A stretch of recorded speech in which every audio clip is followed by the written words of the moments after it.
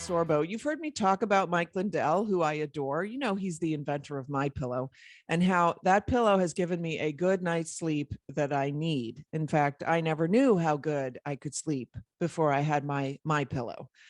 Mike continues to roll out new offers on his products, and the latest one is on his towel sets. Towels aren't something you think about often. I never knew what I was missing until I tried the towels just last year. Now, you have all helped build MyPillow into the incredible company that it is today, and you've trusted Mike Lindell to give you a great night's sleep. Mike's now changing the game with his 6-piece towel set. The set's made with USA cotton, making it extremely absorbent, and yet still providing that soft feel you look for in a towel. The set comes with 2 bath, 2 hand towels, and 2 washcloths, typically retailing for $109.99. But for a limited time, you can get this set for the low price of $39.99. And that's using promo code Sam Sorbo. So remember, all MyPillow products come with a 60-day money-back guarantee. You just go to mypillow.com, click on the radio listener specials to get this insanely low price of $39.99 on the towel set. You'll find deep discounts on other MyPillow products as well. So enter promo code Sam Sorbo, or you can call 800-625-5983. That's 800-625-5983 for these great radio specials. And welcome to the Sam Sorbo Show. I'm joined now by my guest, who is the executive director of the Restore Us Institute, which is a nonpartisan nonprofit that educates the public about internet accountability problems and solutions. He is a Christian. He's a husband, a father. He's a devout watchman. We're going to get into all the details with him. But if you want to learn more about the Restore Us Institute, just visit restoreUsinstitute.org. My guest is Scott Clelland. Welcome to the program. Thank you for having me, Sam. Yeah. So you've written an op-ed about the decline of Christianity in the public space, basically in our society, in our culture. This is something that I've been commenting on for quite a while. You've managed to write this op-ed and really sort of put everything very succinctly, and you place some blame. Let's talk about that. Well, thank you.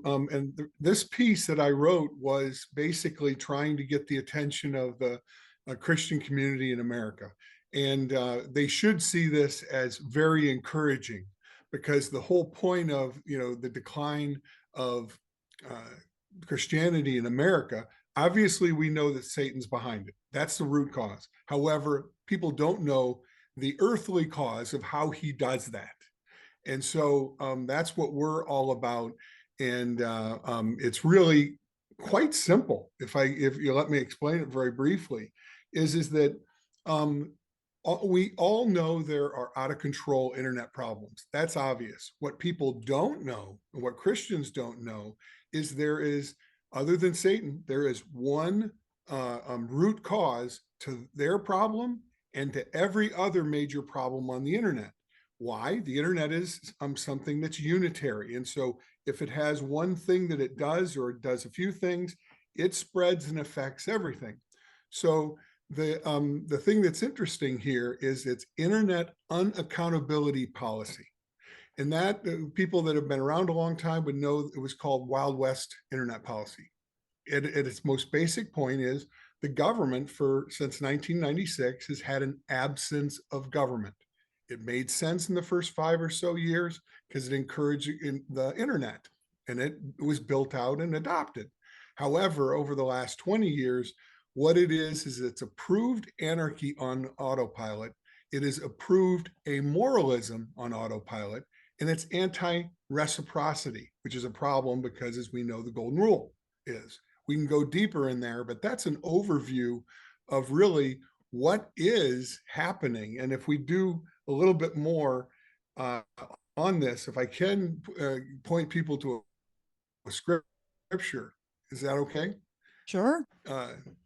Sam, on that, in the sense that, if Christians want to understand what we're talking about, it's Romans 12:21 and 13:1. And that is, do not be overcome by evil, but overcome evil with good. And let every person be subject to governing authorities. So it's very clear there, and then and in First Peter as well, First Peter 2. For 26 years, 5 administrations, 13 Congresses, and 17 Supreme Court justices have neglected to protect the American people and children and minors from online harms and crimes for 26 years. Yeah, but the argument there would be freedom of speech. And yeah, I know that the policy was Wild Wild West. You're arguing that this is sort of, I mean, in a sense, this is the takedown of America, because the decline of Christianity can be, let's say Christianity can be linked with the decline in slavery, okay, in the West. And so when we lose the Christian foundations, the Judeo-Christian foundations of our culture, we will likely revert to the enslavement of peoples. And so, but you're talking about the internet is worldwide. Well, but the thing is every country can, and other than us, does control it. I mean, the EU does it. We can just go around the world, and I can tell you all the countries that do this. And you're right in pointing, going backwards. It's really a regressive reason, because the policy is, if you let it go on autopilot, it's very regressive, and it also is primitivist. It basically, without government in that space, might is right and spite is right. It basically, rather than having, love your neighbor as yourself policy, it's the opposite. Neglect your neighbor as a nobody is what it is. And the golden rule of treat others how they want to be, as you want to be treated, is a rotten rule of do whatever you want to others. And so the point I'm making here is everyone does everything everywhere over the internet for life, work, and play.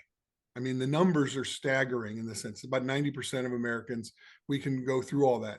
But it is the most. I'm sorry. What you mean is basically we've replaced our society with the internet. We are now conducting society on the web, is what you're saying. Through the internet, and it's the intermediary, and that intermediary then can have all sorts of very powerful influences on America in every dimension. Because we're talking about national security, public safety, talking about the economics, the economy, markets, all of commerce, culture, education of kids, parenting. I mean, I can go on and on. What it is it's universal.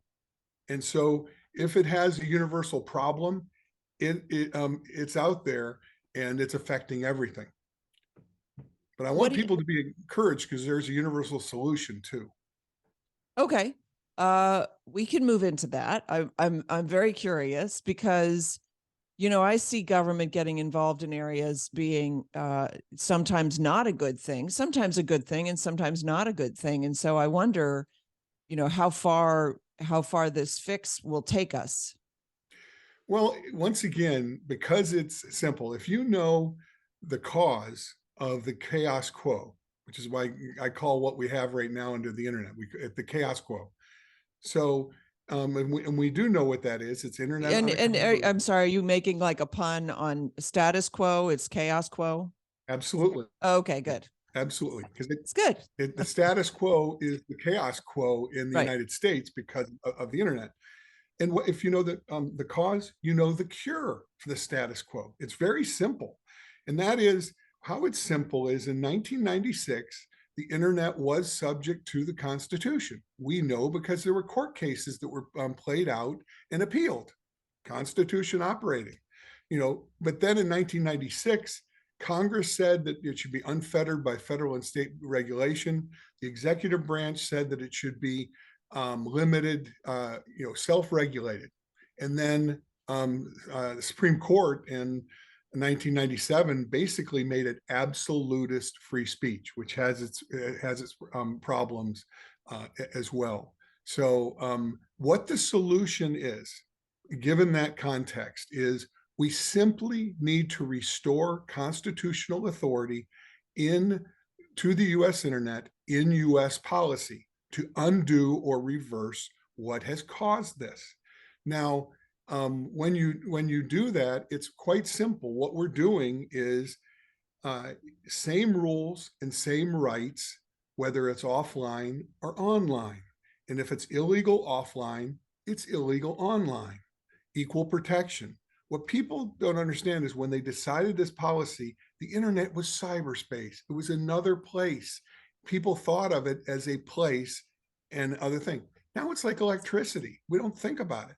So what's significant here also is we are only asking the government to do its job and to honor their sworn oath to God, which was to support and defend the United States Constitution from all enemies, foreign and domestic. And right now, it's a domestic enemy, ourselves. It is our own worst enemy.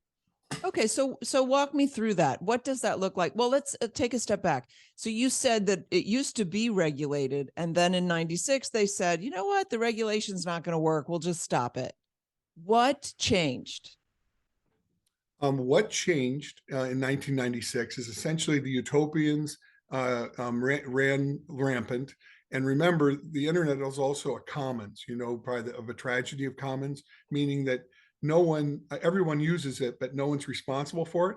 So it's a commons problem. But the utopians back then, they basically assumed there was no sin nature, that there was no government, there's no problem out there, that if you just let the internet do what it does, everything would be wonderful, and all of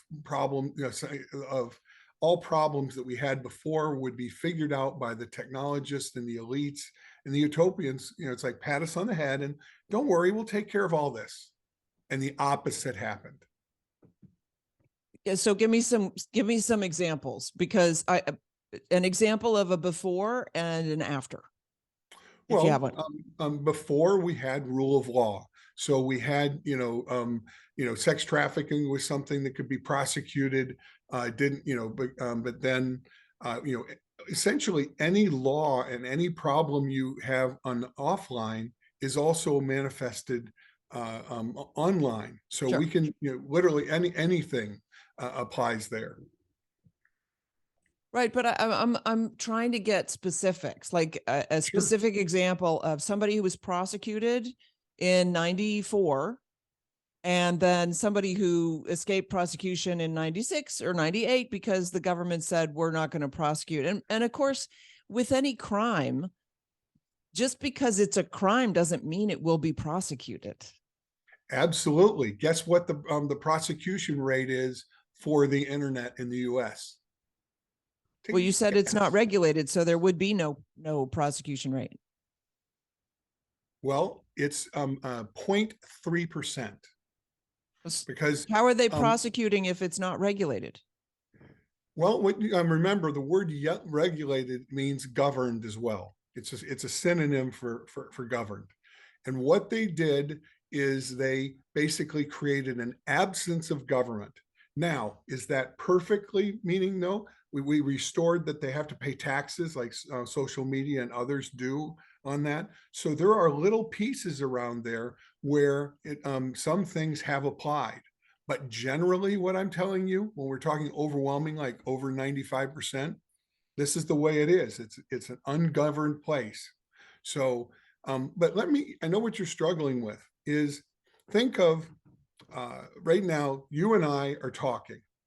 And if we were doing this in a room and we, as a thought experiment, we're going to do a crime, whatever it is, whatever in person, that was captured under the Constitution and under rule of law and rights and duty of care that existed unchanged. But if you and I did this same crime and same conspiracy and planning over the internet, like we're doing right now, Section 230 and other things, they would just look at it and say, that's not necessarily what we go after. Like, for example, so that's hold on. One thing's a crime. Are you saying that it's not a crime, or are you just saying it's not something that they prosecute? Well, it is.